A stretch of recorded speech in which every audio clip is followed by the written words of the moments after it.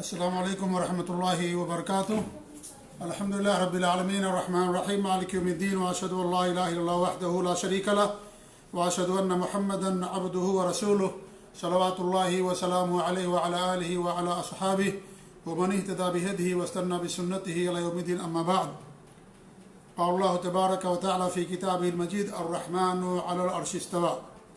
معزز ناظرین و مشاہدین کرام، بدعات اور ان کا شرعی پوسٹ مارٹم کا سلسلہ کئی مہینہ پہلے شروع کیا گیا تھا اور اس کے تحت بہت ساری بنیادی باتیں ہم نے اس سے پہلے بیان کی تھی۔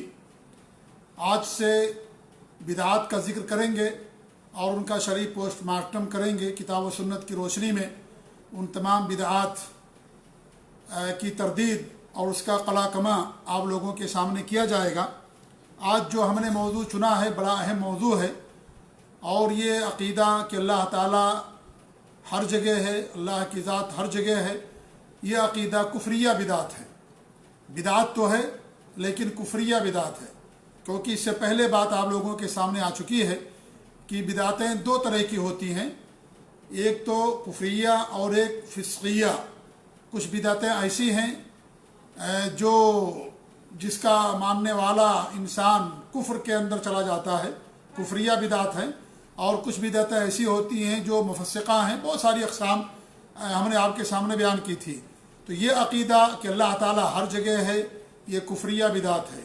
اسی طریقے سے یہ عقیدہ رکھنا کہ اللہ رب العالمین کی ذات حلول کر گئی ہے کچھ لوگوں کے اندر، جیسے یہود و نصارہ کا عقیدہ ہے۔ نصارہ اس بات کا عقیدہ رکھتے ہیں کہ اللہ کی ذات عیسیٰ علیہ السلام کے اندر حلول کر گئی ہے، جبریل علیہ السلام کے اندر حلول کر گئی ہے، مریم علیہ السلام کے اندر حلول کر گئی ہے۔ ایسے یہودیوں کا عقیدہ ہے کہ عزیر علیہ السلام کی ذات میں اللہ کی ذات حلول کر گئی ہے۔ یہ جو سارے عقیدے ہیں جنہیں حلول کا عقیدہ کہا جاتا ہے، یہ بھی کفریہ عقیدہ ہے۔ اس عقیدے کے ماننے والا مسلمان باقی نہیں رہ جاتا۔ یا وحدت الوجود کا عقیدہ کہ دنیا کے اندر صرف ایک ہی، ہر ذات کے اندر ایک ہی ذات کا وجود ہے، اسے وحدت الوجود کہا جاتا ہے۔ اور یا وحدت الشہود کہ دنیا کے اندر ہر چیز میں ایک ہی ذات حاضر ہے۔ تو اس طرح کا جو عقیدے ہیں یہ سراسر کفری عقیدے ہیں۔ ہندو مت سے یہ عقیدے لیے گئے ہیں، کیونکہ ہندوؤں کے ہاں باقاعدہ وحدت الوجود کا عقیدہ ان کے ہاں موجود ہے، اور ان کی کتابوں کے اندر باقاعدہ یہ چیز موجود ہے۔ اسی لیے یہ ایسا فلسفہ ہے ان کا کہ شرک اور بت پرستی کے لیے یہ فلسفہ اور یہ عقیدہ ان کے لیے مستحکم بنیادیں فراہم کرتا ہے، کیونکہ جب ہر چیز میں اللہ تعالیٰ ہی کی ذات ہے تو کسی کی بھی آپ عبادت کریں گویا کہ اللہ رب العالمین ہی کی بات کرتے ہیں۔ تو یہ وحدت الوجود کا عقیدہ، حلول کا عقیدہ، یہ سب غیر مسلموں سے، یہود و نصارہ سے، کفار سے لیا گیا عقیدہ ہے۔ لہذا یہ عقیدہ سراسر باطل ہے اور قرآن و حدیث کے اور اجماع کے خلاف ہے۔ امام القیم رحمۃ اللہ علیہ نے اپنے استاذ شیخ محترم امام مجدد ابن تیمیہ رحمۃ اللہ علیہ سے بیان کیا ہے کہ وہ کہتے تھے کہ اس بات کا عقیدہ کہ اللہ رب العالمین کی ذات عرش پر ہے، 1000 سے زیادہ دلیلیں اس بات کی موجود ہیں، قرآن کے اندر، حدیث کے اندر، اور اجماع اور انسان کی عقل اور فطرت، یہ تمام چیزوں کو ملا کر کے اگر اس بات کے دلائل ڈھونڈے جائیں تو 1000 سے زیادہ دلیلیں ہیں کہ اللہ رب العالمین کی ذات عرش پر موجود ہے۔ میں نے ایک چھوٹی سی آیت آپ کے سامنے پڑھی ہے، الرحمن علی العرش استوى، کہ اللہ کی ذات عرش پر مستوی ہے۔ یہ قرآن میں 7 مقامات ایسے ہیں جہاں صراحت کے ساتھ اللہ رب العالمین نے عرش پر مستوی ہونے کا ذکر کیا ہے۔ 7 مقامات پر الرحمن علی العرش استوى کہ اللہ رب العالمین کی ذات عرش پر جلوہ افروز ہے۔ اتنی صراحت ہونے کے باوجود بھی اگر آج یہ کوئی عقیدہ رکھتا ہے کہ نعوذ باللہ اللہ کی ذات ہر جگہ موجود ہے، یہ کس قدر خطرناک عقیدہ ہے۔ یہ کفریہ عقیدہ اور کفریہ بدعت ہے جس سے توبہ کرنا انسان کے لیے ضروری ہے۔ تو 7 مقامات پر اللہ رب العالمین نے وضاحت کے ساتھ فرمایا، صراحت کے ساتھ، کہ اللہ رب العالمین کی ذات عرش پر جلوہ افروز ہے۔ عرش یہ کائنات کے اندر پائے جانے والی اللہ رب العالمین کی سب سے بڑی مخلوق ہے۔ اگر زمین سے مخلوقات کا احصاء یا شمار کریں گے تو عرش یہ آخری مخلوق ہوگی، اور اگر عرش سے یعنی اوپر سے اگر آسمان سے شروع کیا جائے مخلوقات کے بارے میں تو سب سے پہلی مخلوق عرش ہوگی جس پر اللہ رب العالمین کی ذات موجود ہے، کیونکہ عرش یہ آخری مخلوق ہے، اس پر اللہ رب العالمین کی ذات جلوہ افروز ہے۔ الرحمن علی العرش استویٰ، اور اس پر اس سے پہلے بھی کئی مرتبہ گفتگو ہماری ہو چکی ہے، اس لیے بہت زیادہ تفصیل میں جانے کی ضرورت نہیں ہے۔ الغرض کہنے کا مقصد یہ ہے کہ اس کائنات میں سب سے بڑی مخلوق عرش کی ہے، اس کے بعد کرسی ہے، اس کے بعد بہت ساری مخلوقات ہیں جن کا اللہ رب العالمین نے ذکر کیا ہے۔ تو عرش پر اللہ رب العالمین کی ذات جلوہ افروز ہے، اور کرسی اللہ رب العالمین کی دونوں قدم رکھنے کی جگہ ہے کرسی۔ یہ عرش کے بعد سب سے بڑی مخلوق ہے الکرسی، جس پر اللہ رب العالمین اپنا قدم رکھے ہوئے، اپنا دونوں قدم رکھے ہوئے۔ قرآن کی سب سے عظیم آیت الکرسی ہے، جس میں کرسی کا ذکر ہے، وسع کرسیہ السماوات والارض، کہ اللہ تعالیٰ کی جو کرسی ہے جس پر اللہ رب العالمین نے اپنے دونوں قدم رکھا ہے، وہ کرسی آسمان و زمین کو وسیع ہے، یعنی آسمان و زمین سے بھی بڑی مخلوق ہے کرسی۔ تو اس عرش پر اللہ رب العالمین کی ذات جلوہ افروز ہے، جیسا کہ اللہ رب العالمین نے قرآن مجید کے اندر 7 مقامات پر وضاحت کے ساتھ فرمایا۔ اور بہت ساری آیتیں ہیں جن میں اللہ رب العالمین نے بات بیان کی ہے کہ اللہ رب العالمین کی ذات اوپر بلندی پر ہے۔ آمنتم من فی السماء ان یخسف علیکم الارض او یا آمنتم من فی السماء یرسل علیکم حاصبا فستعلمون کیف نذیر، کیا تم اس بات سے نڈر ہو گئے ہو کہ جو ذات آسمان پر ہے تم پر پتھر برسا دے، پھر تمہیں معلوم ہو جائے گا کہ میرا ڈرنا کیسا تھا یا میرا ڈرانا کیسا تھا۔ یہاں پر فی السماء اوپر یعنی آسمانوں کے اوپر اللہ رب العالمین کی ذات یہاں پر مراد ہے۔ اس طریقے سے بہت ساری آیتوں کے اندر اللہ رب العالمین نے بات بیان کی ہے۔ اور آپ دیکھیں کہ اللہ رب العالمین نے قرآن کریم کو اوپر سے اتارا، لوح محفوظ سے اللہ رب العالمین نے قرآن کریم کو اتارا آسمان دنیا پر، اور وہاں سے جبریل امین ضرورت کے تحت اللہ رب العالمین کے حکم جب آتا تھا تو اس کے مطابق قرآن لے کر کے ہمارے نبی صلی اللہ علیہ وسلم کے پاس آیا کرتے تھے۔ تو اگر اللہ رب العالمین کی ذات ہر جگہ موجود ہے تو پھر اوپر سے نازل کرنے کی ضرورت کیا تھی؟ اللہ رب العالمین کا حکم اوپر سے آتا ہے، جبریل امین اللہ رب العالمین کے پاس سے اوپر سے آتے تھے وہی لے کر کے۔ ہمارے نبی کی معراج کرائی گئی، آپ صلی اللہ علیہ وسلم نے آسمانوں کا سفر کیا۔ اگر اللہ رب العالمین کی ذات ہر جگہ موجود ہے تو پھر معراج کیوں واقع ہوا؟ معراج کی ضرورت ہی نہیں تھی، یہی دنیا کے اندر جب اللہ تعالیٰ ہر جگہ موجود ہے تو آپ کو اوپر جانے کی ضرورت کیا تھی؟ کیا ضرورت تھی اوپر جانے کی؟ جبکہ اللہ رب العالمین نے آپ کی معراج کرائی، اور اس طریقے سے آپ نے اللہ رب العالمین کا نور دیکھا، اللہ کا دیدار تو نہیں کیا۔ تو یہ بھی اس بات کی دلیل ہے کہ اللہ رب العالمین کی ذات اوپر ہے، وَهُوَ الْقَاهِرُ فَوْقَ عِبَادِهِ، اللہ رب العالمین کے اپنے بندوں کے اوپر غالب اور برتر ہے۔ انسان نماز میں سبحان ربی الاعلیٰ کہتا ہے، اللہ کی ذات بلند ہے، اونچی ہے، اس کا نام ایک العلی بھی اللہ رب العالمین کے ناموں میں سے۔ تو اس طریقے سے قرآن کریم میں اللہ رب العالمین مختلف عبارتوں میں جا باجا یہ بات فرمائی ہے کہ اللہ رب العالمین کی ذات اوپر ہے، کتاب کا نزول اللہ رب العالمین کی طرف سے ہوا، اور اس طریقے سے فرشتوں کا اوپر سے آنا، اور جو ہمارے نیک اعمال ہیں ان تمام اعمال کا اللہ رب العالمین کی طرف چڑھنا اور پیش ہونا، یہ ساری چیزیں کیا ہے؟ اس بات کی دلیل ہیں کہ اللہ رب العالمین کی ذات اوپر ہے۔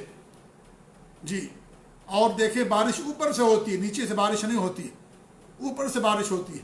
اور اس طریقے سے تو یہ بھی اس بات کی دلیل ہے، ہر انسان جب دعا کرتا ہے تو اوپر اس کی نگاہ ہوتی ہے کہ مدد اوپر سے آئے گی، اللہ رب العالمین اوپر سے ہماری مدد کرے گا۔ تو یہ ایسا عقیدہ ہے کہ اس کے بے شمار دلائل ہیں، بے شمار نصوص موجود ہیں جو اس بات پر دعوت کرتے ہیں کہ اللہ رب العالمین کی ذات اوپر ہے، عرش پر ہے، ہر جگہ نہیں۔ نعوذ باللہ، یہ عقیدہ رکھنا سراسر کفری عقیدہ ہے۔ امام ابو حنیفہ رحمۃ اللہ علیہ کا بھی عقیدہ نہیں تھا، آج نعوذ باللہ ان کے ماننے والے عقیدہ رکھتے ہیں کہ اللہ تعالیٰ کی ذات ہر جگہ موجود ہے، یہ عقیدہ رکھتے ہیں۔ یہ حالانکہ امام ابو حنیفہ رحمۃ اللہ علیہ سے لوگوں نے سوال کیا اللہ رب العالمین کے بارے میں، تو انہوں نے کہا کہ اللہ رب العالمین کی ذات عرش پر ہے، اور پھر ان سے سوال کیا گیا کہ اگر کوئی یہ عقیدہ رکھے، بلکہ انہوں نے کہا کہ اگر کوئی آدمی عقیدہ رکھتا ہے کہ اللہ کی ذات عرش پر تو ہے لیکن عرش کہاں یہ ہمیں نہیں معلوم، وہ بھی مسلمان نہیں ہے۔ یہ امام ابو حنیفہ رحمۃ اللہ نے فرمایا۔ آج انہی کے ماننے والوں کا عقیدہ یہ کہ اللہ رب العالمین کی ذات ہر جگہ نعوذ باللہ، جبکہ امام ابو حنیفہ رحمۃ اللہ علیہ کو لوگ عقیدے میں نہیں مانتے، اسی لیے کیونکہ ان کا عقیدہ کتاب و سنت کے موافق تھا، سلف صالحین کے موافق تھا، اس لیے انہوں نے عقیدے میں امام ابو حنیفہ رحمۃ اللہ علیہ کی تقلید نہیں کی، ان کو عقیدے میں اپنا امام نہیں مانا۔ اور یہ بات انہوں نے اپنی کتابوں کے اندر باقاعدہ بیان کیا ہے کہ فروع میں، مسائل میں، روزے نماز میں، زکوٰۃ میں، نماز پڑھنے کے طریقے میں اور دیگر مسائل میں امام ابو حنیفہ رحمۃ اللہ علیہ کو اپنا امام مانتے ہیں، لیکن عقیدے میں امام ابو حنیفہ رحمۃ اللہ علیہ کو اپنا امام نہیں مانتے وہ عقیدے میں ابو حسن عشری اور ابو منصور ماتریدی ان دو لوگوں کو اپنا امام مانتے ہیں عقیدے کے اندر۔ عقیدے میں امام ابو حنیفہ رحمۃ اللہ علیہ کو اپنا امام نہیں مانتے۔ سوال یہ ہے کہ کیا امام ابو حنیفہ رحمۃ اللہ علیہ کا عقیدہ غلط ہے؟ نعوذ باللہ، آپ لوگوں کا عقیدہ صحیح ہے؟ آخر کیا ان کے پاس عقیدے کا علم نہیں تھا؟ کیا نعوذ باللہ وہ عقیدے میں صحیح نہیں تھے؟ آپ نے عقیدے میں ان کو چھوڑ دیا، فروع میں آپ نے ان کو لیا کیوں؟ آخر کیا وجہ تھی آخر کہ امام ابو حنیفہ رحمۃ اللہ علیہ کو آپ نے عقیدے کے اندر نہیں لیا؟ یہ المحند المفند کے اندر، عقائد علماء اہل سنت دیوبند کے اندر باقاعدہ خلیل احمد سہارنپوری نے باقاعدہ بات لکھی ہے اس کے اندر، اور باقاعدہ یہ ان کا باقاعدہ اس مسئلے پر اتفاق ہے کہ لوگ امام ابو حنیفہ رحمۃ اللہ علیہ کو صرف فروع کے اندر مانتے ہیں، مسائل میں امام مانتے ہیں، اور عقیدے کے اندر ان کو اپنا امام نہیں مانتے۔ اسی لیے آپ دیکھیں گے کہ ان کے عقیدے امام ابو حنیفہ رحمۃ اللہ علیہ کے عقیدے سے مختلف ہیں۔ امام ابو حنیفہ رحمۃ اللہ علیہ کا عقیدہ یہ نہیں تھا کہ نعوذ باللہ اللہ کی ذات ہر جگہ موجود، بلکہ ان کا عقیدہ یہ تھا کہ اگر کوئی ایمان رکھتا ہے عقیدہ کہ اللہ رب العالمین عرش پر ہے، لیکن یہ نہیں معلوم کہ عرش زمین پر ہے یا اوپر ہے، کہاں ہے، وہ بھی مسلمان نہیں ہے۔ یہ امام ابو حنیفہ رحمۃ اللہ علیہ کا عقیدہ لوگوں نے بیان کیا، ان کے شاگردوں نے، ان کے تلامذہ نے اپنی کتابوں کے اندر بیان کیا یہ، اور لوگوں نے کتابوں کے اندر اسے بیان کیا۔ تو یہ امام ابو حنیفہ رحمۃ اللہ علیہ کا عقیدہ۔ آج ان کے ماننے والوں کا عقیدہ یہ نعوذ باللہ کہ اللہ رب العالمین کی ذات ہر جگہ موجود ہے، یہ کفریہ عقیدہ ہے، ایسا عقیدہ جو کفر کا عقیدہ ہے، یہود و نصارہ کا عقیدہ ہے اور یہ ہر آسمانی شریعت کے اندر یہی تھا کہ اللہ رب العالمین کی ذات اوپر موجود ہے، عرش پر ہے، اللہ کی ذات نعوذ باللہ ہر جگہ موجود نہیں ہے۔ فرعون نے بھی کہا تھا حامان سے کہ میرے لیے محل بناؤ، میں اوپر جا کر کے موسیٰ علیہ السلام کے رب کو دیکھنا چاہتا ہوں، یعنی وہ بھی مانتا تھا کہ موسیٰ علیہ السلام کا رب زمین پر نہیں ہے، ہر جگہ نہیں، وہ اوپر ہے، اس لیے اس نے کہا کہ ہمارے لیے محل بناؤ اور سیڑھیاں لمبی اونچی بناؤ، تعمیر کرو کہ ان سیڑھیوں سے چڑھ کر کے میں جا کر کے موسیٰ علیہ السلام کے رب کا دیدار کر سکوں۔ فرعون جو اپنے آپ کو رب کہا کرتا تھا، اس سے ظالم حکمراں کا بھی عقیدہ تھا کہ موسیٰ کا رب اوپر ہے، ہر جگہ موجود نہیں۔ یہ اتنا واضح عقیدہ، اتنا صاف ستھرا عقیدہ، لیکن اس کے باوجود بھی آج مسلمانوں کی اکثریت اسی بات کی قائل ہے کہ اللہ تعالیٰ ہر جگہ موجود ہے، اللہ تعالیٰ یعنی نعوذ باللہ اللہ تعالیٰ ہر جگہ، مسجد میں بھی، مندر میں بھی، اور ہر جگہ۔ یہ تو ہی عقیدہ ہو گیا جو ہندوؤں کا عقیدہ کہ دنیا کی ہر چیز میں اللہ بھگوان موجود ہے، کسی کی بھی عبادت کرو گویا کہ اللہ تعالیٰ کی اور بھگوان ہی کی بات ہو رہی ہے۔ یہ شرک اور بت پرستی اور کفر کی بنیادیں مستحکم کرنے والا عقیدہ ہے، اور اس طریقے سے عقیدہ توحید کو ڈائنامیٹ کر دینے والا عقیدہ یہ کہ اللہ رب العالمین کی ذات نعوذ باللہ ہر جگہ موجود ہے۔ افسوس ہوتا ہے کہ ان کے بڑے بڑے علماء کا یہ عقیدہ تھا، چقادری بڑے بڑے علماء، مفتی اور اپنے آپ کو پتہ نہیں کیا کیا کہنے والے، دو دو تین تین لائنوں میں القاب لکھنے والے، ان لوگوں کے عقیدے تھے کہ اللہ تعالیٰ کی ذات ہر جگہ موجود ہے۔ نعوذ باللہ، کتنے بڑے افسوس کی بات۔ وحدت الوجود کا عقیدہ، حلول کا عقیدہ، وحدت الشہود کا عقیدہ، یہ سارے عقیدے صوفیوں اور اس طریقے سے ان لوگوں کے پائے جاتے ہیں۔ نعوذ باللہ من ذالک، اتنا واضح اور صاف اجماع اس بات پر، تابعی بیان کرتے ہیں کہ سب کا اس بات پر اجماع کہ اللہ رب العالمین کی ذات اوپر موجود ہے۔ نعوذ باللہ اللہ کی ذات ہر جگہ موجود نہیں۔ اللہ رب العالمین قرآن مقدس کے اندر کتنی صراحت کے ساتھ 7 مقامات پر اور دیگر مقامات پر کس طریقے سے فرمایا کہ اللہ رب العالمین کی ذات آسمانوں کے اوپر ہے۔ تو اس طریقے سے یہ سراسر کفر کا عقیدہ ہے اگر کوئی اس طریقے سے عقیدہ رکھتا ہے۔ ایک حدیث صحیح مسلم کی بڑی مشہور روایت ہے کہ معاویہ بن الحکم السلمی رضی اللہ تعالیٰ عنہ ایک صحابی ہیں، ان کی ایک لونڈی تھی جو احد اور جوانیہ پہاڑ کے پاس ان کی بکریوں کو چرایا کرتی تھی۔ ایک مرتبہ وہ گئے بکریوں کو دیکھنے کے لیے کہ بکریاں کم ہیں یا بھیڑیے نے کھا لیا ہے یا کیا مسئلہ ہے، جا کر کے دیکھتے ہیں بکری کم ہے، انہوں نے لونڈی کو تھپڑ مار دیا۔ بعد میں انہیں افسوس ہوا، تکلیف ہوئی کہ لونڈی کو ہم نے تھپڑ مار دیا۔ ہمارے نبی کے پاس تشریف لائے اور کہنے لگے کہ اللہ کے رسول صلی اللہ علیہ وسلم میں نے ایسا کیا تو ہمارے نبی پر یہ بات ناگوار گزری اور ان کو کہا کہ تم نے غلط کام کیا۔ پھر انہوں نے کہا کہ میں اسے آزاد کر دینا چاہتا ہوں، تو ہمارے نبی نے کہا کہ پہلے اس کو حاضر کرو، اس کے بعد اسے آزاد کرنا۔ ہمارے نبی کے پاس لونڈی لائی گئی، معاویہ بن الحکم السلمی رضی اللہ تعالیٰ عنہ لے کر کے آئے۔ ہمارے نبی نے 2 سوال کیا۔ سب سے پہلا سوال یہ تھا کہ اللہ کی ذات کہاں ہے، این اللہ، اللہ کی ذات کہاں ہے۔ اس نے کہا کہ اللہ کی ذات آسمان پر. فی السما یہاں فی علا کے معنی میں, فی می کے معنی میں نہیں ہے, میں کے معنی میں, فی معنی علا کے.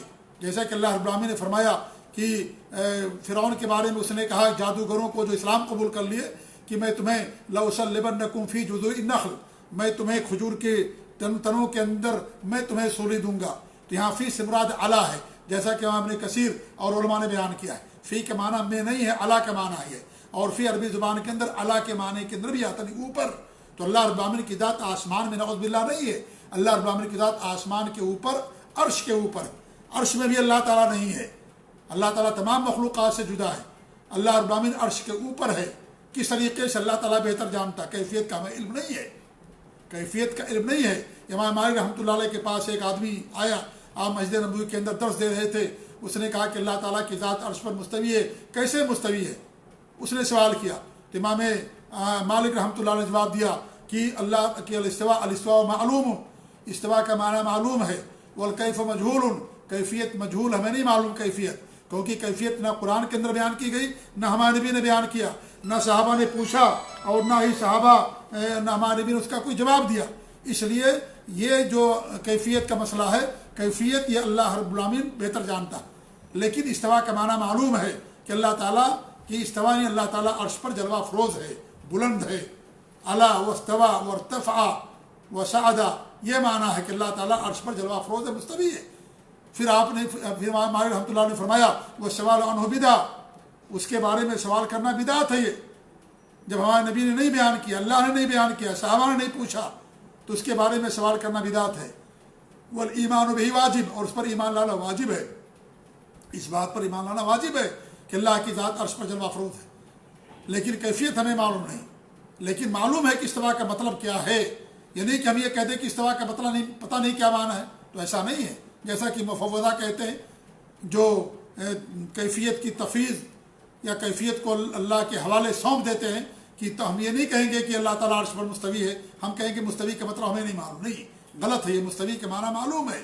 استوا معنی بلند ہونا, جلوہ افروز ہونا. علا وارتفع وصعد, یہ علماء نے معنی بیان کیا اس کے استوا کے, تو اس کا معنی معلوم ہے, جانتے ہیں استوا کا معنی. جیسے ید ہے, ید کا معنی ہمیں معلوم ہے, ید معنی ہاتھ کے ہوتے ہیں, لیکن کیفیت ہمیں معلوم نہیں. تو امام مالک رحمۃ اللہ نے فرمایا کہ اس پر ایمان لانا واجب ہے, اور اس آدمی نکال دو, یہ آدمی بدعتی ہے, مبتدع ہے. اور پھر باقاعدہ اس آدمی کو مجلس سے نکال دیا گیا. امام مالک رحمۃ اللہ علیہ کے زمانے کی بات ہو رہی ہے. آپ نے ایسا سوال کرنے والے آدمی کو, جس نے سوال کیا کہ اللہ تعالیٰ عرش پر کیسے مستوی ہے, اس آدمی پر بدعتی کا حکم لگایا اور اسے مجلس سے بھی نکال دیا. اور امام مالک رحمۃ اللہ علیہ کے پسینہ آ گیا ان کی پیشانی کے اوپر, پیشانی پر پسینے آ گئے, اور حضرت امام مالک رحمۃ اللہ نے سر جھکا لیا. کچھ دیر تک سر جھکائے رہے, اس کے بعد سر انہوں نے بلند کیا اور یہ جواب دیا الاستواء معلوم والکیف مجہول والایمان بہ واجب والسؤال عنہ بدعہ وانی اراک من مبتدعا. اور پھر اس کے بعد آپ نے حکم دیا اور اس کو مجلس سے نکال دیا. امام مالک رحمۃ اللہ علیہ, جن کو امام دار الہجرہ کہا جاتا, چاروں اماموں میں سے ایک امام جو چار امام کی اصطلاح, ان میں سے امام مالک رحمۃ اللہ علیہ, ان کے پیشانی پر پسینہ آ گیا. یہ سوال سن کر کے, کتنا خطرناک سوال کیا جا رہا اللہ رب العالمین کی ذات کے بارے میں, کہ اللہ نے نہیں بیان کیا, صحابہ نے نہیں بیان کیا, نہ ہمارے نبی نے بیان کیا, نہ صحابہ نے سوال کیا. اتنی جرات کی جا رہی ہے کہ استوا کی کیفیت کے بارے میں سوال کیا جا رہا ہے. امام مالک رحمۃ اللہ علیہ ناراض ہو گئے, پیشانی پر پسینہ ان کے آ گیا, کافی دیر تک اپنے سر کو جھکائے رہے. اتنے بڑے امام, امام دار الہجرہ امام مالک رحمۃ اللہ علیہ, اور پھر انہوں نے اسے مجلس سے نکال دیا. کہا یہ بدعتی آدمی ہے, مبتدع ہے, یہ اس کو نکال دو مجلس سے. اتنا بھی گوارا نہیں کیا ائمہ کرام نے کہ اللہ کی کیفیت کے بارے میں, یعنی استوا کی کیفیت کے بارے میں سوال کیا جائے. تو اس طریقے سے اللہ رب العالمین کی ذات عرش پر جلوہ افروز ہے, مستوی ہے. تو اس لڑکی نے کیا کہا, لونڈی نے, کہ اللہ تعالیٰ کی ذات آسمان کے اوپر, یعنی اس لونڈی کا بھی عقیدہ تھا کہ اللہ رب العالمین کی ذات اوپر, عرش کے اوپر, اسے بھی یہ بات معلوم تھی. لیکن آج کے بڑے بڑے چوغادریوں کو, بڑے بڑے علماؤں کو عقیدہ نہیں معلوم کہ اللہ کی ذات عرش پر موجود ہے, نعوذ باللہ من ذالک. اور ہمارے نبی نے سوال کیا, یہ سوال میرے بھائیوں کسی کا عقیدہ جانچنے کے لیے ایک معیار ہے, ایک کسوٹی ہے, اور ایک میزان, ایک ترازو دیا ہے اللہ کے رسول نے ہمیں, کہ سوال کرو کسی سے. اگر اس آدمی کا عقیدہ آپ کو جاننا ہے کہ اس آدمی کا عقیدہ صحیح ہے, وہ آدمی کتاب و سنت پر ہے، سلف صالحین کے عقیدے اور منہج پر ہے، آپ اسے سوال کرو کہ اللہ کی تعالیٰ کی ذات کہاں ہے۔ یہ ہمارے نبی نے سوال کیا تھا۔ آج اگر ہم کسی سوال کریں گے تو فتویٰ داغتے ہیں، کہتے ہیں کہ ایسا سوال کرنا بدعت ہے، ایسا سوال نہیں کرنا چاہیے۔ میرے بھائیو، اللہ کے رسول نے سوال کیا، نعوذ باللہ من ذالک، کیا ہم اللہ کے رسول پر الزام لگا سکتے کہ ہمارے نبی نے غلط سوال کیا؟ یہ سنت ہے ہمارے نبی کی، کسی کا ایمان جانچنے کے لیے کہ ایمان اس کا صحیح ہے صحیح نہیں ہے، اس لیے ہمارے نبی نے سب سے پہلا یہی سوال کیا کہ این اللہ، اللہ کی ذات کہاں ہے۔ سب سے پہلا سوال یہی تھا، دو ہی سوال کیے تھے۔ آج بھی ہم اس حدیث پر عمل کرتے ہیں الحمدللہ۔ جعلیات کے اندر ہمارے پاس کوئی آدمی آتا ہے، ہم اس سے پوچھتے ہیں پہلے کہ اللہ تعالیٰ کی ذات کا، جس کے بارے میں نہیں معلوم۔ علماء کے بارے میں پوچھتے ہیں مجھ سے، کن کن علماء کو تم جانتے ہو؟ اگر کوئی آدمی کہتا میں عالم ہوں، حافظ ہوں، اور اس طریقے سے اور کچھ مسائل لے کر کے آتا ہے، ہم اسے پوچھتے ہیں اس کے ایمان کو، عقیدے کو جانچنے کے لیے، آپ کو کن کن علماء کو جانتے ہیں؟ اس سے ہمیں پتہ چل جاتا ہے۔ ہم یہ سوال کرتے ہیں کہ اللہ کی ذات کہاں، آپ کا کیا عقیدہ؟ وہ نہیں جواب دے پاتا۔ مدرسوں کا فارغ ہوتا، دارالعلوم کا فارغ ہوتا ہے، وہ کہتا ہے کہ اللہ تعالیٰ ہر جگہ ہے، ہر جگہ ہے۔ اللہ تعالیٰ فرماتا ہے کہ اللہ تعالیٰ تمہارے ساتھ، اللہ سب کے ساتھ ہے، اللہ تعالیٰ ہر جگہ، نعوذ باللہ، یہ عقیدہ بیان کرتا ہے۔ ہمیں فوراً پتہ چل جاتا ہے کہ اس آدمی کا عقیدہ صحیح نہیں، اس آدمی کا منہج صحیح نہیں۔ تو یہ ایمان جانچنے کا ایک طریقہ ہے ہمارے نبی نے دیا، ایک کسوٹی دیا، ایک ترازو دیا، اس ترازو کے اندر سب کے ایمان کو تولنا۔ لہذا یہ سوال کرنا کوئی غلط بات نہیں ہے، سوال کرنا چاہیے، پوچھنا چاہیے کہ اللہ کی ذات کا۔ دوسرا سوال ہمارے نبی نے فرمایا، پوچھا کہ میں کون ہوں؟ اس نے کہا کہ آپ اللہ کے نبی ہیں۔ ہمارے نبی نے کہا کہ اسے آزاد کر دو، یہ مومنہ ہے، مومن ہے۔ یہ مومن ہونے کے لیے گویا کہ ہمارے نبی نے سرٹیفکیٹ دے دیا کہ مومن ہونے کے لیے عقیدہ رکھنا ضروری ہوگا کہ اللہ کی ذات عرش پر ہے۔ تبھی ہمارے نبی نے کہا کہ اس کو آزاد کر دو، یہ مومنہ ہے۔ آتی کہا فإنہا مومنہ، یہ صحیح مسلم کی روایت ہے، اسے آزاد کر دو، یہ مومنہ ہے۔ معلوم یہ ہوا کہ اگر اس کے خلاف کسی کا عقیدہ ہوگا اللہ کے بارے میں کہ اللہ تعالیٰ ہر جگہ ہے، آسمانوں پر نہیں، یہ عرش پر نہیں ہے، یہ اگر عقیدہ کسی کا ہے تو اس کا مطلب یہ ہوا کہ وہ مومن نہیں ہے، یہ مومن گویا کہ نہیں ہے۔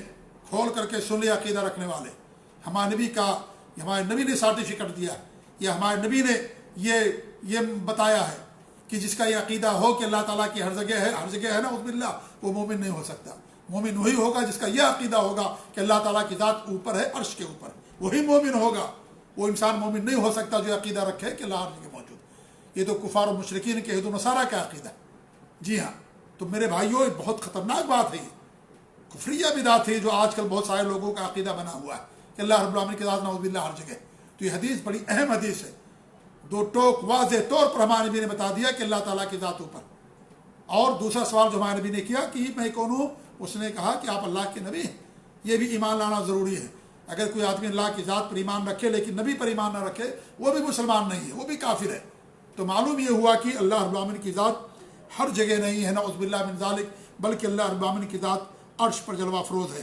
اور صحیح بخاری کی روایت ہے کہ اللہ کے رسول نے فرمایا، ان اللہ لما خلق الخلق کتب عنده فوق عرشہ ان رحمتی سبقت غضبی، کہ اللہ رب العالمین نے جب مخلوقات کو پیدا کیا تو اپنے پاس عرش پر لکھ کر کے رکھ لیا، میری رحمت غضب پر غالب آ گئی۔ کہاں لکھ کر کے رکھا؟ عرش کے اوپر۔ عرش یعنی دنیا کے لحاظ سے سب سے آخری مخلوق ہے یہ، جس پر اللہ رب العالمین کی ذات جلوہ افروز۔ عرش کے پر اللہ رب العالمین نے یہ چیز لکھ کر کے رکھ رکھی ہے کہ میری رحمت میرے غضب پر غالب۔ یہ صحیح بخاری کی روایت ہے۔ کتنی روایتیں آپ کے سامنے پیش کریں، قرآن کی، احادیث کی۔ میں نے بیان کیا کہ 1000 زیادہ دلیلیں اس بات کی ہیں، علماء نے بیان کیا، ابن تیمیہ رحمۃ اللہ علیہ نے، کہ اللہ رب العالمین کی ذات عرش پر جلوہ افروز۔ انسان کی فطرت کہتی ہے، انسان کی عقل کہتی ہے، اور اس طریقے سے قرآن و حدیث کے نصوص اور صحابہ اور سلف صالحین کا، مسلمانوں کے اس بات پر اجماع، ہزارہ دلیلیں ہیں اس بات کی کہ اللہ رب العالمین کی ذات عرش پر جلوہ افروز ہے۔ تو یہ عقیدہ رکھنا یہ سراسر کفریہ عقیدہ ہے۔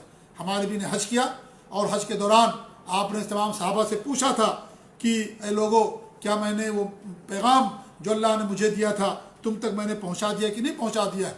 تو سب نے کہا کہ ہاں آپ نے پہنچا دیا۔ ہمارے نبی نے 3 مرتبہ آسمان کی طرف انگلی اٹھائی کہ اللہ تعالیٰ تو گواہ رہا، اے اللہ تو گواہ رہا، اے اللہ رب العالمین تو گواہ رہا۔ 3 مرتبہ ہمارے نبی نے فرمایا۔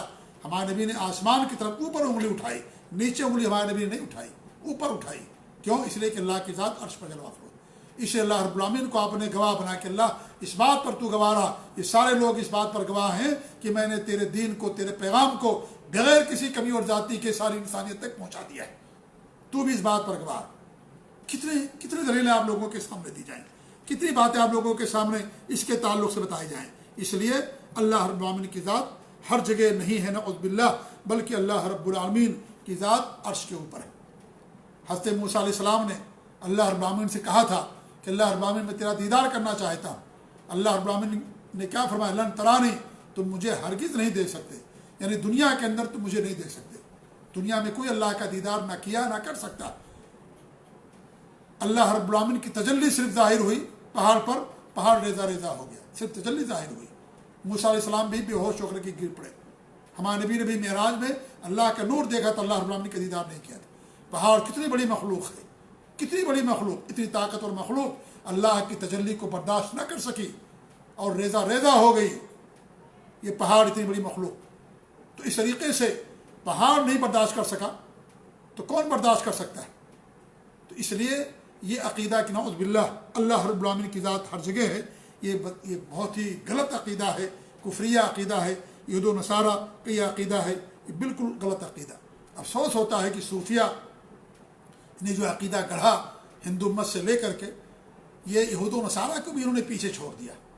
یہود و نصارہ تو حلول خاص کے قائل تھے کہ اللہ کی ذات کچھ ذات کے اندر حلول کر گئی ہے، جیسے اللہ کی ذات جبریل علیہ السلام کی ذات میں حلول کر گئی، گھل گئی ہے، داخل ہو گئی ہے نعوذ باللہ، یا مریم کے اندر داخل ہو گئی، یا اس طریقے سے کیا نام ہے جبریل امین حضرت عیسیٰ علیہ السلام کے اندر داخل ہو گئی۔ یہ ان کا عقیدہ تھا نصارہ کا۔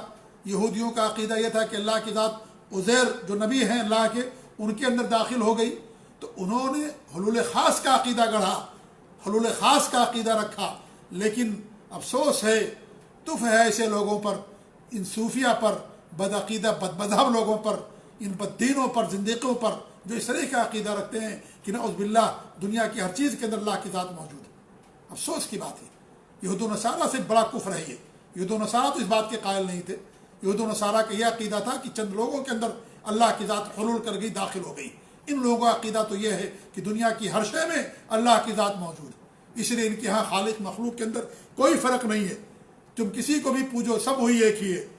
تم سورج کو سجدہ کرو، چاند کو سجدہ کرو، حقیقت میں سب سجدے اللہ ہی کے لیے۔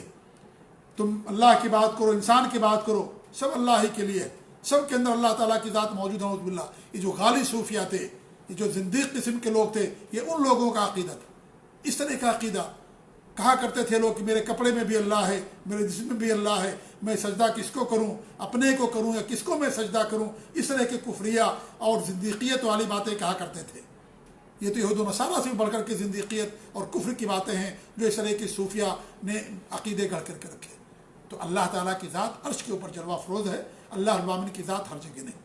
اللہ تعالیٰ کا علم ہر جگہ ہے، اللہ کے علم سے کوئی چیز دنیا کے اندر خالی نہیں ہے، اللہ تعالیٰ کی قدرت سے کوئی چیز خالی نہیں ہے۔ اللہ رب العالمین ہر چیز کو اپنے علم سے گھیرے میں لیے ہوئے۔ یہ ان آیتوں کا مطلب ہے جس سے لوگوں نے غلط عقیدہ بنا لیا کہ اللہ تعالیٰ کی ذات ہر جگہ، جو اللہ نے فرمایا کہ اللہ تمہارے ساتھ، وہ معکم اینما کنتم، تم جہاں کہیں بھی رہو اللہ تعالیٰ تمہارے ساتھ ہے۔ یہاں پر مراد اللہ کی ذات نہیں نعوذ باللہ، بلکہ مراد اللہ رب العالمین کا علم ہے۔ اور یہ معیت دو طرح کی ہوتی ہے، ایک معیت خاصہ اور ایک معیت عامہ۔ معیت خاصہ مومن بندوں کے ساتھ جو اللہ کے نیک بندے ہیں، اللہ ان کی مدد کرتا ہے، ان کی رہنمائی کرتا ہے، اور ان کو غلط جگہوں سے یا تکلیف دہ جگہوں سے نکلنے کے لیے اللہ تعالیٰ ان کے دلوں میں باتوں کو ڈالتا ہے، ان کی رہنمائی کرتا ہے۔ یہ میت خاصہ ہے یہ۔ اور میت عامہ کہ اللہ رب العالمین کو ہر چیز کا علم ہے، اللہ سب کے ساتھ، ان اللہ کا علم سب کے ساتھ، جسے اللہ فرماتا ہے قد احاط بکل شیء علما، کہ اللہ رب العالمین ہر چیز کو اپنے علم سے گھیرے میں لیے ہوئے۔ تو یہ اللہ تعالیٰ کے علم سے دنیا کی کوئی چیز خالی نہیں ہے۔ اور یہ اللہ تعالیٰ علیم ہے، یعنی اللہ تعالیٰ پوری کائنات کا خالق ہے، مالک ہے، اور اللہ کی کائنات میں جو کچھ بھی چیز ہوتی ہے اللہ رب العالمین کو اس کا علم ہوتا ہے۔ حتیٰ کہ پتہ بھی گرتا تو اللہ تعالیٰ کو اس کا علم ہوتا ہے۔ اللہ کی اجازت کے بغیر نہ کوئی پتہ گرتا ہے، نہ کوئی بچہ پیدا ہوتا ہے، نہ کوئی بچہ وفات پاتا ہے، نہ کسی کو وفات ہوتی ہے، نہ کسی کیڑے مکوڑے کی موت ہوتی ہے، نہ کوئی کیڑا مکوڑا پیدا ہوتا ہے، نہ ایک پتہ گرتا ہے اللہ رب العالمین کے حکم کے بغیر، اللہ تعالیٰ کے علم اور اجازت کے بغیر۔ یہ معنی مراد ہے یہاں پر. یہ نہیں نعوذ باللہ کہ اللہ تعالیٰ کی ذات ہر جگہ موجود ہے، یہ ہر کسی معنی مراد نہیں. اللہ تعالیٰ کی ذات تو عرش پر جلوہ افروز ہے. جی ہاں، تو یہ معنی ہے. اسی لیے امام ابو حنیفہ رحمۃ اللہ علیہ سے لوگوں نے سوال کیا، امام احمد بن حنبل سے لوگوں نے سوال کیا، تو انہوں نے فرمایا کہ اس کا مطلب یہ جیسے تم کسی دوسرے شہر میں ہو اور اپنے بھائی سے کہو کہ میں تمہارے ساتھ ہوں، تو کیا تمہاری ذات وہاں جاتی ہے؟ نہیں. انسان یہ کہتا کہ میں تمہارے ساتھ ہوں، تمہارے مدد کروں گا میں. اگر انسان کوئی پریشانی میں ہے، کوئی مصیبت میں ہے، تو انسان کہتا ہے کہ بھائی آپ فکر نہ کرو، میں آپ کے ساتھ ہوں، یعنی میں آپ کی مدد کروں گا، ہر طرح کی مدد کروں گا، آپ کی پیسے سے اور اپنے واسطے سے شفاعت کر کے ہر طریقے سے میں آپ کی مدد کروں گا. یہ معنی مطلب ہوتا ہے. یہ نہیں کہ انسان ایک شہر میں ہے تو دوسرے شہر کے اندر اس کی ذات چلی جاتی ہے. جیسے آج ہم سعودی عرب کے اندر ہیں، ہندوستان میں کوئی واقعہ ہوتا ہے، کوئی مسئلہ پیش ہوتا ہے، تو کوئی ہمارے پاس فون کرتا ہے ہمارے خاندان میں سے، تو ہم کہتے ہیں کہ بھائی ہم آپ کے ساتھ ہیں، آپ جو کیجئے ہم آپ کا ساتھ دیں گے. کیا اس کا مطلب ہوتا ہے کہ میں وہاں چلا گیا؟ نہیں، ہماری ذات تو یہاں پر ہے، جس ہمارا یہاں موجود ہے، لیکن ہم صرف ان کا تعاون کریں گے، ان کی مدد کریں گے. تو اسی اللہ رب العالمین کی ذات عرش پر ہے، لیکن اللہ رب العالمین کے علم سے اور قدرت سے اور دنیا کی کوئی چیز خالی نہیں ہے. یہ معنی ہے. اسی لیے آپ دیکھیں وہ ساری آیتیں جن میں اللہ نے فرمایا کہ وہ معکم اینما کنتم، تم جہاں کہیں بھی ہو اللہ تمہارے ساتھ ہے، ان آیتوں کی شروعات اللہ رب العالمین نے علم سے کی. علم بیان کیا شروع میں تو آخر میں. مطلب یہ ہے کہ اللہ رب العالمین تمہارے ساتھ اپنے علم کے لحاظ سے. یہ معنی جیسے کہ امام احمد بن حنبل نے فرمایا، یہ اس کا مطلب ہے. اسی لیے اللہ رب العالمین نے علم سے شروعات کیا، یا علم پر اختتام کیا ان آیتوں کا، یہ بتانے کے لیے کہ اللہ رب العالمین کی ذات ہمارے ساتھ نہیں نعوذ باللہ، بلکہ اللہ رب العالمین کی ذات تو عرش پر ہے، لیکن وہ ہمارے بارے میں پل پل کی خبر رکھتا ہے. چونٹی چلتی ہے، مرتی ہے، تو بھی اللہ تعالیٰ کو اس کا علم ہوتا ہے. ایک پتا گرتا ہے ایک پہاڑی پر، ایک چٹان کہیں ہلتی ہے، یا ایک درخت کوئی گرتا ہے، یا اس طریقے سے ایک ذرہ کوئی ہلتا ہے، یا پہاڑ میں سے ایک پتھر کوئی گرتا ہے، اس کا بھی علم اللہ رب العالمین کو رہتا ہے. ہر چیز کا علم اللہ رب العالمین. اللہ علیم ہے، خبیر ہے، قدیر ہے، اور اللہ رب العالمین کے حکم جس کے یاد کے بغیر اس کی کائنات میں کوئی چیز نہیں ہوتی. لہذا یہ معنی ہے اس کا، اور یہی معنی سمجھا صحابہ نے، تابعین نے، طبع تابعین نے، سب نے یہی معنی سمجھا. سب کا یہ عقیدہ تھا. کیا یہ آیتیں آج اتری ہیں؟ کیا ان آیتوں کا معنی نہیں سمجھا صحابہ کرام نے؟ سب کا یہ عقیدہ تھا کہ اللہ کی ذات ہر جگہ نہیں، نعوذ باللہ، اللہ کی ذات عرش کے اوپر. اس لیے تابعی فرماتے ہیں، بڑے سارے تابعی نے فرمایا کہ اس بات پر سب کا اجماع ہے کہ اللہ رب العالمین کی ذات عرش کے اوپر جلوہ افروز. امام اوزاعی نے، امام شعبی نے، اور اس طریقے سے اور بہت سارے جو تابعی گزرے ہیں، انہوں نے باقاعدہ بیان کیا ہے کہ اس پر سب کا اجماع ہے، تمام صحابہ کا سب کا، کہ اللہ رب العالمین کی ذات عرش کے اوپر.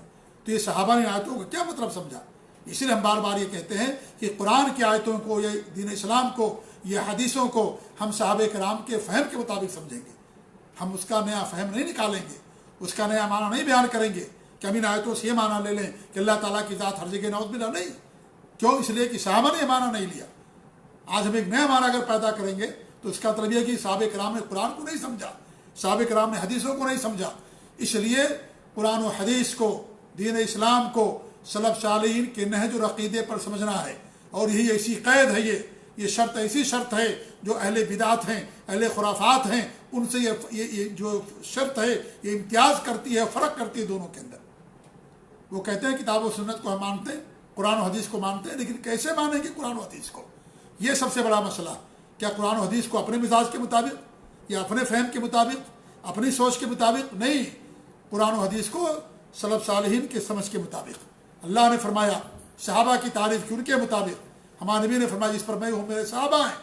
ہمارے نبی نے فرمایا کہ سب سے بہتر زمانہ میرا ہے، اس کے بعد کا 3 زمانے کی آپ نے تعریف کی. یہ سلف صالحین کہلاتے ہیں. صحابہ، تابعین، طبع تابعین، ان کے مطابق ہم قرآن و حدیث کو سمجھیں گے. اس لیے یہ بنیادی بات ہے. یہ بنیادی بات. اگر یہ عقیدہ ہم یہ منہج بنا لیں تو اس طرح کی جو آیتیں آئیں گی ان آیتوں کا غلط معنی ہم نہیں بیان کریں گے. آج لوگ ان آیتوں کو لے کر کے غلط معنی بیان کرتے ہیں، غلط تفسیر اس کی بیان کرتے ہیں. کہتے ہیں کہ دیکھو اللہ نے قرآن کے اندر بیان کیا ہے لہذا اللہ ہر جگہ ہے. نعوذ باللہ، غلط معنی اس کا لیا انہوں نے. اس لیے ہم پابند ہیں صحابہ کے فہم کے، ہم مکلف ہیں ان کے بغیر ہم ایک حرف نہیں آگے نکل سکتے. ان کی سمجھ کے مطابق ہمیں دین اسلام کو سمجھنا ہے. تو یہ جو آیتیں جن سے لوگ استدلال کرتے ہیں، ان آیتوں کے اندر ذرہ برابر کوئی دلیل موجود نہیں ہے. امام ابو حنیفہ رحمۃ اللہ نے اس کا جواب دے دیا، امام احمد نے جواب دے دیا، اور امام مالک نے اور امام شافعی نے امام بخاری نے جتنے بھی ائمہ گزرے ہیں سب نے اس کا جواب دے دیا کہ ان آیتوں کا معنی اور مطلب کیا ہے۔ ان آیتوں کا معنی مطلب وہی ہے جو ہم نے آپ کے سامنے بیان کیا کہ اللہ کا علم، اللہ کی قدرت، یہ معنی مراد ہے، جیسا کہ اللہ نے فرمایا وَقَدْ أَحَاطَ بِكُلِّ شَيْءٍ عِلْمًا، یہ معنی ہرگز نہیں نعوذ باللہ کہ اللہ کی ذات ہر جگہ موجود ہے، یہ معنی ہرگز نہیں۔ اللہ تعالیٰ کی کائنات میں اگر اس کے علم کے بغیر کوئی چیز ہو جائے تو یہ نقص ہے، یہ عجز ہے، یہ کمزوری ہے نعوذ باللہ، اور اللہ رب العالمین ہر عجز سے، ہر نقص سے، ہر کمزوری سے پاک ہے۔ اگر کوئی بادشاہ ہے کسی ملک کا، ایک مثال دے رہا ہوں سمجھنے کے لیے، اور اس بادشاہت کے اندر ایسے ایسے واقعات ہوں جو اس کے کنٹرول سے باہر اسے نہ معلوم ہو، وہ بادشاہ کمزور بادشاہ مانا جائے گا، اس کو پتہ ہے اس کا حکم نہیں چلتا، وہاں کسی اور کا حکم چلتا ہے۔ اونچی مثالیں اللہ رب العالمین کے لیے ہیں۔ اللہ رب العالمین کی کائنات میں، اللہ رب العالمین کی دنیا کے اندر اللہ تعالیٰ کے حکم کے علاوہ کسی کا حکم نہیں چلتا، اس کی اجازت کے بغیر ایک پتہ بھی نہیں ہلتا، اس کی اجازت کے بغیر ہماری زبان بھی نہیں ہلتی ہے، اس کی اجازت کے بغیر ہم کوئی بات سن بھی نہیں پاتے۔ یہ ہمارا درس دینا، آپ کا سننا، بیٹھنا، اٹھنا، تمام چیزوں کا علم اللہ رب العالمین کو ہے۔ یہ مراد ہے کہ اللہ تعالیٰ تمہارے ساتھ ہے، یعنی علم کے ساتھ، اس کے علم سے کوئی چیز خالی نہیں ہے، ورنہ اللہ رب العالمین کی ذات تو عرش پہ جلوہ افروز ہے، ہر چیز کا اس کو وہاں سے علم ہے۔ تو میرے بھائیوں، یہ عقیدہ رکھنا یہ کفریہ عقیدہ ہے، انتہائی غلط عقیدہ ہے۔ حلول کا عقیدہ، وحدت الوجود کا عقیدہ، سارے عقیدے اسی عقیدے سے نکلتے ہیں، اور یہ سارے کفریہ یہود و نصارہ، کفار و مشرکین کا عقیدے ہیں۔ لہذا ان عقیدوں سے ایک انسان کو توبہ کرنے کی ضرورت ہے، اور وہی عقیدہ اپنانے کی ضرورت ہے جو سلف صالحین کا عقیدہ تھا، تمام نبیوں کا عقیدہ تھا، اور ہر شریعت میں اللہ رب العالمین یہ عقیدہ بیان کیا ہے کہ اللہ رب العالمین کی ذات عرش پر جلوہ افروز ہے۔ جی ہاں، لہذا یہ عقیدہ پھیلانے کی ضرورت ہے، اس کی نشر و اشاعت کی ضرورت ہے، اس عقیدے کو اپنانے کی ضرورت ہے۔ اس کے خلاف اگر کسی کا عقیدہ ہے تو یہ کفری عقیدہ ہے، اس کو توبہ کرنے کی ضرورت ہے۔ اللہ رب العالمین ہم سب کو برے عقیدے سے محفوظ رکھے، اللہ رب العالمین ہمیں سلف صالحین کے عقیدے و نہج پر قائم رکھے، اور ہر کفری اور ہر بدعات سے، ہر غلط چیز سے اللہ رب العالمین ہم سب کو محفوظ رکھے، آمین۔ وصلی اللہ علیہ محمد وعلی آلہ وصحبہ اجمعین، والسلام علیکم ورحمۃ اللہ وبرکاتہ۔